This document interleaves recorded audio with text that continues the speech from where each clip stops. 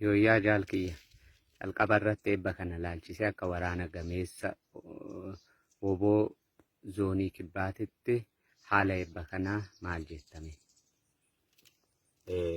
Haalli eebba keenyaa kuni baay'ee nama gammachiisa.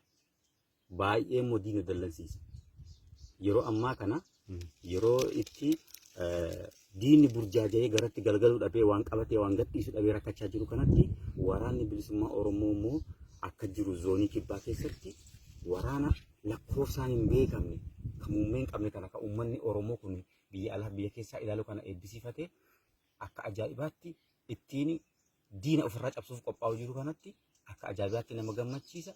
Eebbi kun immoo eebba ajaa'ibaa, eebba seena qabeessa kan uummata Oromoo rarraga bilisummaatiin gahu waan ta'eef baay'ee akka ajaa'ibaatti kabajachaa jirra, kabajachaa oollee ammaan kanallee ittuma jirraa siin jedha jaalladhe.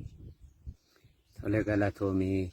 Mee maqaa kee eenyu jedhee to'aa deemu? Maalinnaan uummanni Oromoo yeroo hedduu waa'ee kee yeroo haasa'u sooshaal miidiyaa adda addaa irratti abaluu jedhanii suura kee faffacaasaa jiru.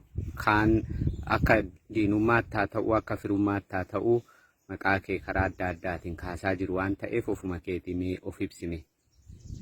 Egaa dhuguma ani maqaan koo Jaal Qaanqee Boruu Hundeeti.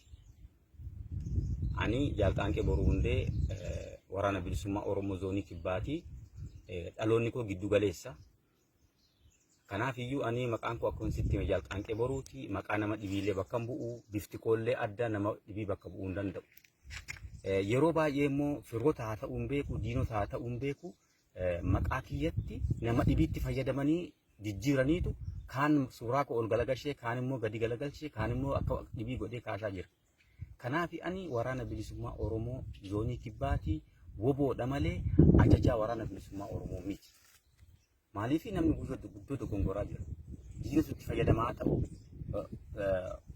deeggartootuma keenyallee haa ta'u, dogongoraanii yeroo baay'eetu maqaa koo maqaa nama dhibii godhanii poostaa jiru. Kanaaf warra kanaaf dhaamsa dhaamuun qaba. Maaliif hin dogongoriina? Jaal Qaanqee Boruu jechuun naa. Jaal Qaanqee Boruu immoo waraana bilisummaa Oromooti malee ajajaa waraana bilisummaa Oromoo miti. Irra guddaa namni ajajaa jedhee na fudhachaa jira. Ani woboodha waraana bilisummaa Oromooti malee ajajaa waraana bilisummaa Oromoo miti. Kanaaf iyyuu warrootiin nama dhibiitti na fudhatanii inni